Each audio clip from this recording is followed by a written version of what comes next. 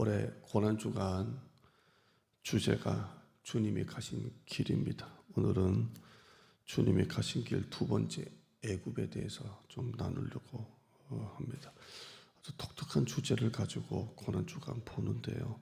설교 준비하기도 힘든데 그만큼 힘든데 좀 주제가 그렇다 보니까 근데 은혜가 있는 것 같아요. 오늘 여러분과 애굽에 대해서 나누려고 합니다. 애굽은 지금의 이집트죠. 이집트입니다.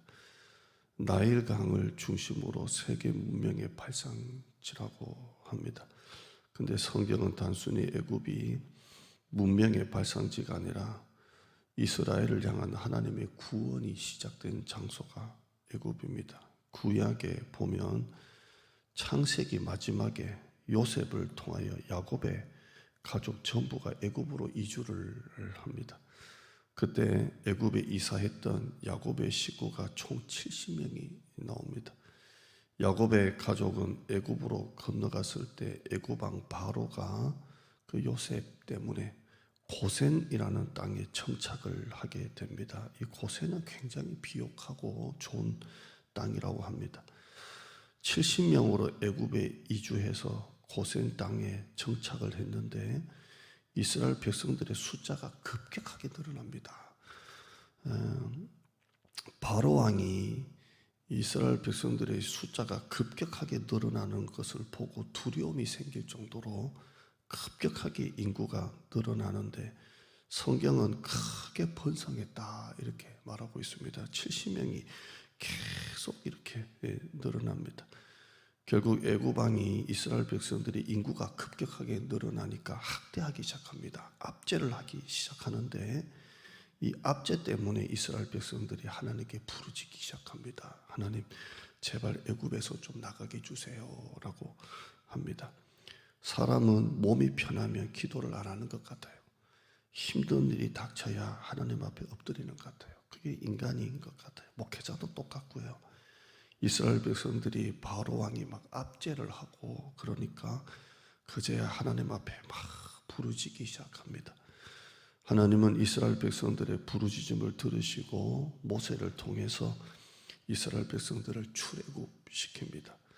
이때 남자 장정만 60만 명이라고 기록되어 있습니다. 400년 전에 70명이었다가 60만 명이 된 겁니다.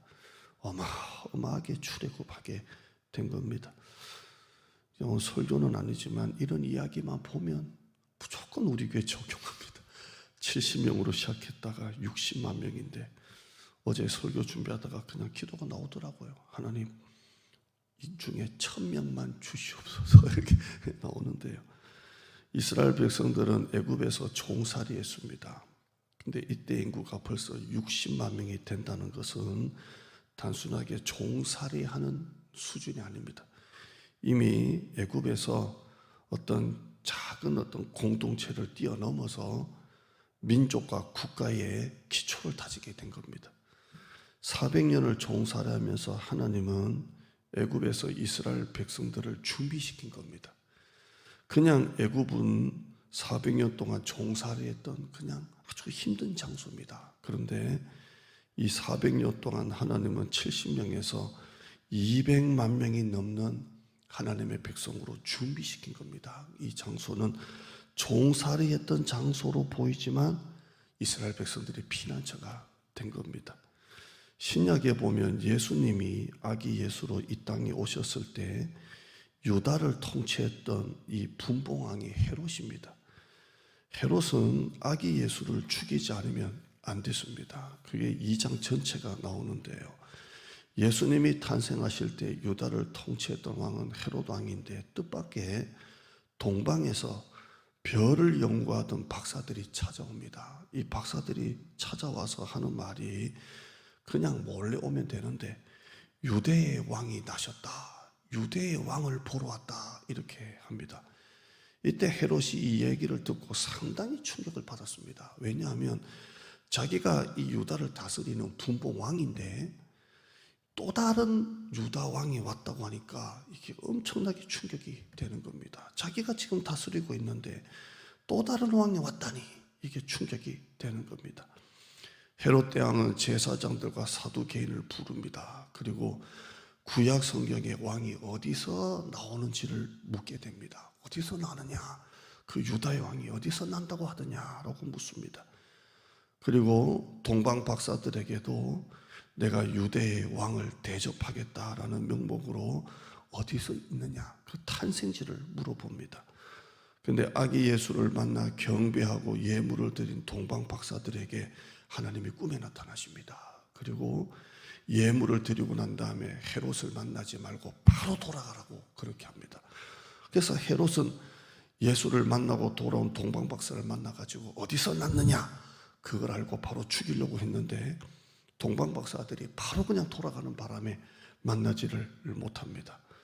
또 하나님의 사자가 예수님의 육신의 아버지인 요셉에게 나타납니다. 그리고 빨리 도망가도록 지시를 합니다. 그래서 요셉이 마리아와 함께 아기 예수를 안고 급하게 도망을 가죠. 그때 도망한 곳이 어디입니까? 바로 애굽입니다. 결국 아기 예수를 찾지 못한 헤롯 대왕은 예수님이 나신 장소를 추정을 해가지고 그 근방 반경을 놓고 2살 이하의 남자아이를 전부 다 죽여버립니다. 아주 악한 왕입니다. 모세 때 남자아이든 다 죽여라고 했던 애굽왕 바로가 생각이 납니다. 왜 헤롯이 이렇게까지 합니까? 자기가 유다의 분봉왕인데 또 다른 왕이 나니까 용납을 못했던 것입니다. 아기 예수님과 부모 요셉과 마리아는 애굽으로 피신해 있다가 헤롯이 딱 죽고 나니까 천사가 다시 나타납니다. 그리고 헤롯이 죽었으니 다시 이제 이스라엘로 가도 된다고 현몽을 합니다. 그때까지 예수님은 아주 아기 어린 시절을 애굽에서 피신해 있게 됩니다. 여기도 애굽은 피난처가 됩니다. 나중에 고대 문서를 보면 애굽에 유대인 공동체가 나옵니다. 성경에는 없지만 아니 어떻게 애굽에 유대인 공동체가 있을까 추정을 합니다. 학자들이 추정을 할 때 애굽왕 바로 때 이스라엘 백성들이 다 빠져나왔잖아요. 나왔는데 나중에 애굽에 유대인 공동체가 있습니다. 왜 그럴까? 학자들이 볼 때 아수르가 북이스라엘을 침략할 때, 또 바벨론이 남쪽 유다를 침략할 때 이 이스라엘 백성들 중에 많은 사람들이 애굽으로 피신을 한 겁니다. 전쟁통에 난리가 나니까 그 바로 밑에 애굽으로 피신을 했는데 나중에 시절이 이렇게 지나가다 보니까 자연스럽게 애굽에 회당을 중심으로 유대인 공동체가 만들어진 겁니다. 그때 언어가 헬라어인데 헬라어로 된 이 애굽 공동체가 만들어집니다. 이게 나중에 사도 바울이 소아시아 지역을 선교할 때, 또 바로 밑에 있는 그 애굽 지역을 선교할 때 그 애굽의 그 회당에서 그들을 향해서 복음을 전했다고 합니다. 자, 그때 피난 갔던 유대인들이 살다 보니까 공동체가 만들어지고, 공동체가 만들어지니까 회당이 서고, 나중에 사도 바울이 소아시아 지역과 그 근방 애굽을 선교할 때 그때 유대인 공동체가 만들어 온 그 회당에서 헬라어로 그들을 향해서 복음을 전했다고 합니다. 이렇게 애굽을 하나님이 쓰시는 겁니다. 야곱의 가족이 70명에서 장정만 60만이 될 때까지 있었던 그곳, 예수님이 어린 시절에 그 피난했던 그 피난처, 남과 북 이스라엘의 멸망 때 도망갔던 이스라엘 백성들의 피난처, 하나님은 애굽은 하나님의 구원사에게 피난처로 하나님이 사용하신 겁니다. 오늘 이 얘기를 들으면서 좀 적용했으면 좋겠습니다. 제가 목회를 해보니까 제가 드리는 이야기들이 성도에게 다 일어나더라고요. 회사가 급격하게 어려워지기 시작하거나 직장에서 실적이 뚝 떨어질 때나, 또 퇴직이나 보직이 변경될 때, 재정이 어려워져서 결국 살던 집을 처분하고 더 작은 집으로 갈 때, 또 차를 팔 수밖에 없는 재정의 어려움이 올 때, 또 목회자로 적용을 하며 교회가 큰 어려움이 와서 다른 목회지로 옮겨갈 때, 우리 삶에 참 이런 한 발 뒤로 물러서는 것 같은 큰 어려움을 겪을 때가 있습니다. 오늘 적용하면 애국 같은 대로 한 발 뒤로 물러서는 것 같은 위기를 겪을 때가 있습니다. 그런데 하나님은 그 애국도 피난처로 사용하신다는 겁니다. 지금 내 삶에 어려움이 오고 위기가 와서 물러서 있는 그곳이 하나님께서 우리를 다시 회복시키는 것으로 사용하신다는 겁니다. 엘리야가 낙심하고 들어눕습니다. 그 장소가 로뎀 나무죠.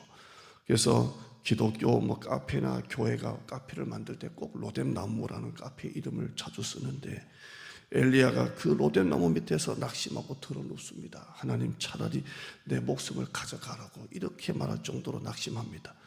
그런데 하나님은 그 로뎀 나무에서 엘리야를 일으키는 것을 볼 수가 있습니다. 엘리야는 로뎀 나무에 들어누웠습니다. 그런데 하나님은 그 로뎀 나무를 회복의 장소로 사용하시는 겁니다. 같은 돌도 걸림돌로 보느냐 디딤돌로 보느냐 차이가 있는 것입니다. 지금 여러분이 낙심하고 지쳐서 물러서 있는 그곳에서 하나님은 다시 일하십니다. 제 삶을 뒤돌아봐도 그래요. 그냥 인간적으로 할 수 있는 게 하나도 없고 그냥 강대상에서 엎드려 울기만 해도 하나님은 일하시는 거예요. 여러분의 삶에 지금 어려움이 있습니까? 힘든 일이 있습니까? 예수님이 목숨을 부지하기 위해서 그 가정이 애굽으로 피난했을 때 하나님은 그 애굽에서 구원의 역사를 만들었습니다. 이스라엘 백성들이 애굽에서 400년 동안 종살이했지만 하나님은 그것을 회복의 장소로, 구원의 장소로 사용하셨습니다. 지금 여러분이 한 발 물러나 있는 그곳, 낙심과 절망이 있는 그곳에서 하나님의 새로운 역사가 일어날 줄 믿습니다.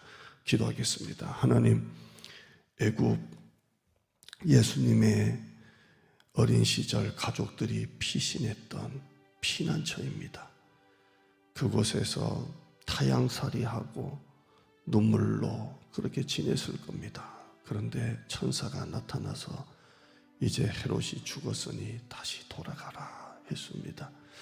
참 애굽, 어떻게 보면 이방 나라고 종살이 했고 목숨을 부지하기 위해서 피난했던 그 장소, 그러나 그 장소가 주님의 피난처고 주님의 회복의 장소고 주님의 일하심으로 하나님이 사용하셨습니다. 지금 내 삶에 어려움이 오고 위기가 와서 정말 내 마음으로 물러서 뒤로 물러나 있는 그곳, 그냥 낙심해 있는 그곳, 실망해 있는 그곳이 주님의 일하심의 자리가 되는 줄 믿습니다. 지금 어디 한 군데 지쳐 있습니까? 낙심되어 있습니까? 그래서 그냥 울기만 하고 있습니까? 그냥 가슴만 졸이며 있습니까? 하나님, 그곳을 주님은 축복하십니다. 그곳을 주님은 새로운 구원의 역사로 시작하십니다. 내가 오늘 한 발 물러난 그곳이 하나님의 일하심의 장소, 하나님의 역사가 시작되는 장소가 될 줄 믿습니다.